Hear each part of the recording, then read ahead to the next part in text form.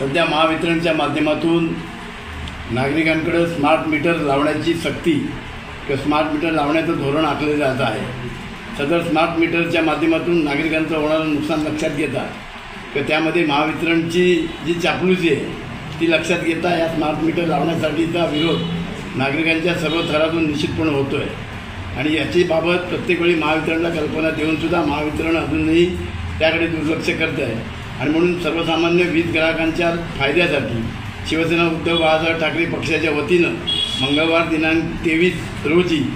महावितरणच्या रत्नागिरीच्या कार्यालयावर एक धडक मोर्चाचं आयोजन करण्यात आलेलं आहे। रत्नागिरी जिल्ह्यातले सर्व प्रमुख पदाधिकारी आणि रत्नागिरी जिल्ह्यातले सर्व वीज ग्राहकांच्या वतीनं त्या ठिकाणी मोर्चामध्ये सामील होऊन आपली व्यथा मांडणार आहे आणि या मोर्चाचं नेतृत्व शिवसेना नेते, शिवसेना सचिव, माजी खासदार सन्माननीय विनायकजी राऊत साहेब,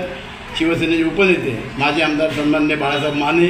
आणि शिवसेनेचे जिल्ह्याचे संपर्क प्रमुख सन्माननीय सदाजी बेटकर आणि सर्व जिल्ह्याच्या प्रमुख पदाधिकाऱ्यांच्या